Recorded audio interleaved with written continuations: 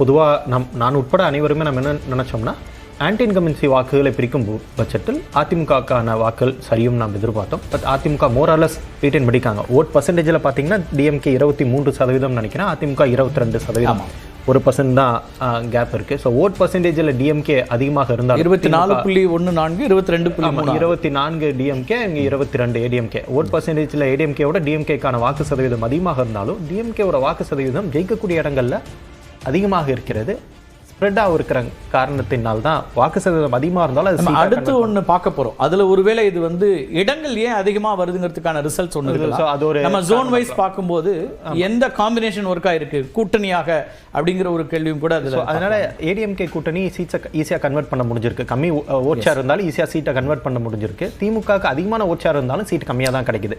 So also இது 6-7 round 8 round தான் போயிட்டு இருக்கு. ஸோ ஒரு மேபி இன்னொரு 5-6 ரவுண்டுக்கு அப்புறம் நமக்கு ஒரு ஸ்டேபிளாக என்ன நம்பர்ஸ் வரும்னு நமக்கு தெரிஞ்சிடும். ஒன்று. ரெண்டாவது, தாவேக்கா எதிர்பார்த்ததை விட அதிகமாகவே தாவேக்கா பெர்ஃபார்ம் பண்ணியிருக்காங்க. 35% தாவேக்கா தொட்டிருப்பாங்கன்னு தெரியுது. ஸோ 2 திராவிடன் மேஜரும் 25க்குள்ளார் இருக்காங்க, தாவேக்கா 35க்குள்ளார் இருப்பதாக தெரிகிறது. ஸோ இப்போ இந்த 38.75 நம்ம யாரெல்லாம் கணக்கில் எடுக்க சசிகலா கட்சியும் சரி, பாமகவும் இதில் லிஸ்டான மாதிரி இல்லைங்க. இது சீனியர் ராமதாஸ் பாமகன்னு நினைக்கிறேன். இல்லை, இதில் பிஎம்கே லிஸ்ட் ஆகல. ஓகே, நான் அதையும் கணக்கில் எடுக்கிறேன். பிஎம்கேங்கிற நாம் தமிழர் கட்சி 3.9 அது தனியாக வந்துருக்கு, 4% வந்துருச்சு. ஸோ நம்பர்ஸில் ஒரு கிரேட் பர்ஃபார்மன்ஸ் தாவேக்கா. பட் தாவேக்கா தனித்து ஆட்சி அமைக்க முடியுமா அப்படிங்கிற இப்போ இருக்க நம்பர்ஸ்ல 104 இருக்காங்க. இன்னும் அவர்களுக்கு ஒரு 13-14 எண்ணிக்கை தேவைப்படுகிறது, 13 எண்ணிக்கை தேவைப்படுகிறது.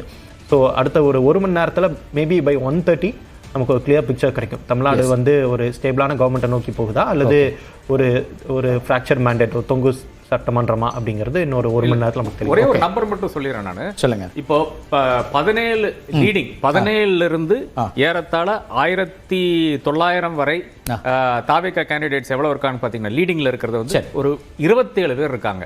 ஓகே, இது அவர்கள் தக்க வைத்து விட்டால் நிச்சயமாக இந்த நம்பர் 109 சரியாகிவிடும். இப்போ 104ன்னு இது தேர்தல் ஆணைய எண்ணிக்கை, அது மாறிக்கிட்டே இருக்கும். நம்ம சுற்றுக்கள் மாறும்போது ஒவ்வொரு சுற்றுக்களாக அந்த எண்ணிக்கைகள் மாறக்கூடியதை பார்த்துட்டு இருக்கிறோம். ஆமா, இதுல இந்த 27 சீட் ஷேக்கியா தான் இருக்கு. அதே மாதிரி அதிமுகவுக்கு இப்ப பாத்தீங்கன்னா ஒரு 25 சீட்ல இதே நிலைமைகள் இருக்கு.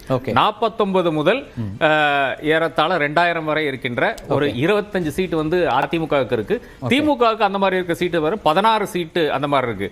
இதுல ரொம்ப இன்ட்ரெஸ்டிங்கா அன்பில் மகேஷ் பொய்யாமொழி தான் 3 ஓட்டுக்கு இப்போ லீடிங்ல இருக்காரு.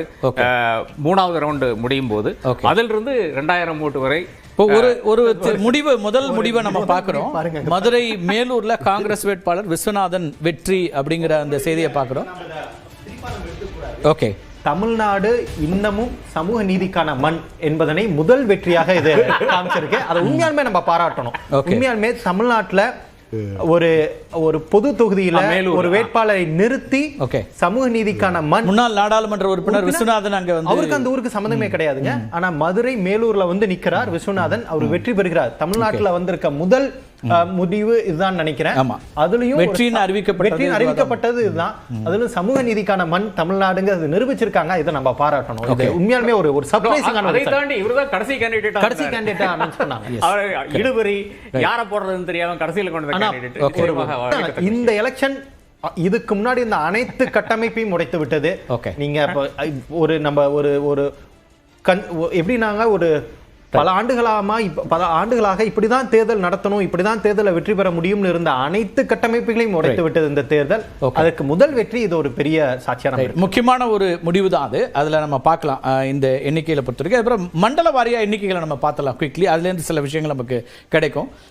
மண்டல வாரியா நம்ம குறிப்பா சென்னையிலேருந்து தொடங்கலாம். இதுல 16 இடங்கள்ல 13ல தமிழக வெற்றி கழகம் முன்னிலை வைக்கக்கூடியது பார்க்குறோம்.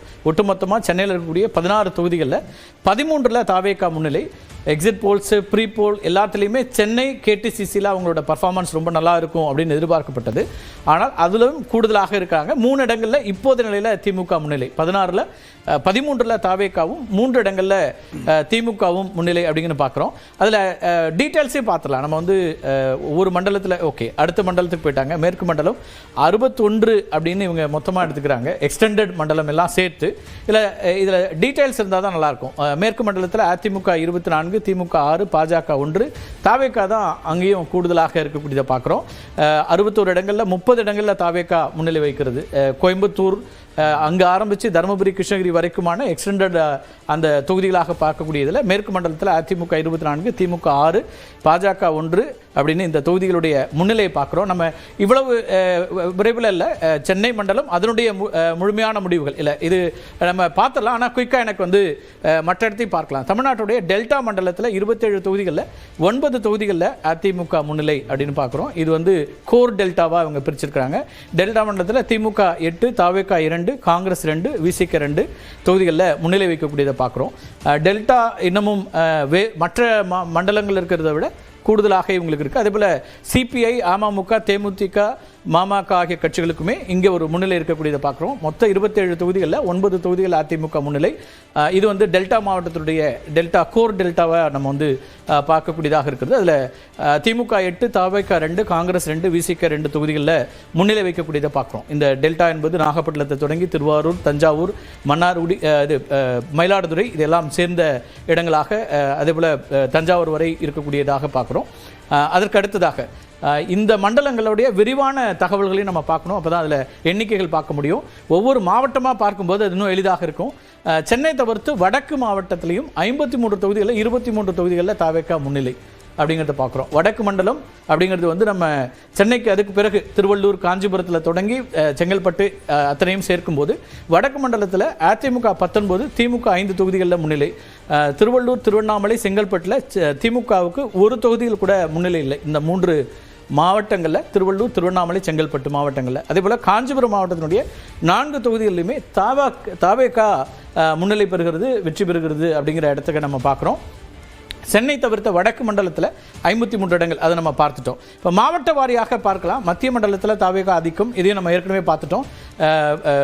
டெல்டா தான் அது மத்திய மண்டலம், அதை நம்ம ஏற்கனவே பார்த்துட்டோம். மாவட்ட வாரியான எண்ணிக்கையை பார்க்கலாம். மண்டல வாரியாக பார்க்கும்போது என்ன புரிதல் வருது உங்களுக்கு? இன்னும் தென் மாவட்டங்களை பார்க்கல, தென் மாவட்டங்களுடைய எண்ணிக்கையை பார்க்கலாம். மத்திய மண்டலம்னு திமுக மற்றும் அதிமுக தலா 5 தொகுதிகளில் முன்னிலை. இது வந்து திருச்சி பகுதியை மட்டும் வச்சு கணக்கிட்டு இருக்கிறாங்க. மத்திய மண்டலத்தினுடைய 19 தொகுதிகளில் 9 தாவேகா முன்னிலை. இந்த மண்டலங்களாக பிரிக்கிறதுல நம்ம டீம் வந்து தனியாக ஒரு செயல்பட்டு இருக்கு நினைக்கிறேன். இதில் வந்து நம்ம ஒட்டுமொத்தமாக 41 இருக்கும், அதை 2ஆக டிவைட் பண்ணியிருக்கிறாங்க. கோர் டெல்டா தனியாகவும் மத்திய மண்டலம் தனியாகவும் பிரிக்கிறதுல மத்திய மண்டலத்தில் தமிழ்நாட்டினுடைய மத்திய மண்டலத்தில் 19 தொகுதிகளில் 9ல் தாவேகா முன்னிலை அப்படிங்கிறத நம்ம பார்க்குறோம். எஸ், அடுத்ததையும் பார்த்துடலாம். அதுக்கு பிறகு மாவட்ட வாரியாக எண்ணிக்கை எனக்கு வேணும், மாவட்ட வாரியாக பார்த்துடலாம். மத்திய மண்டலத்தில் திமுக மற்றும் அதிமுக தலா இது நம்ம பார்த்துட்டோம். எஸ், அடுத்ததை வாங்க குயிக்லி நம்ம வந்து பார்வையாளர்களுக்கான மாவட்ட ரீதியான எண்ணிக்கைகள் வேணும். அதே போல தென் மாவட்டங்களுக்கான எண்ணிக்கையும் நம்ம பார்க்க வேண்டியிருக்கிறது. தென் மாவட்டங்களில் மதுரையிலிருந்து டீப் சவுத் வரைக்கும் என்னென்ன அப்படிங்கிறதையும் நம்ம பார்க்க வேண்டியிருக்கு. அதுக்கான எண்ணிக்கை நமக்கு வரணும். இது இப்போ 4 மண்டலங்களை பார்த்துருக்கோம். எப்படி பார்க்குறீங்க இதில் அரவிந்த்?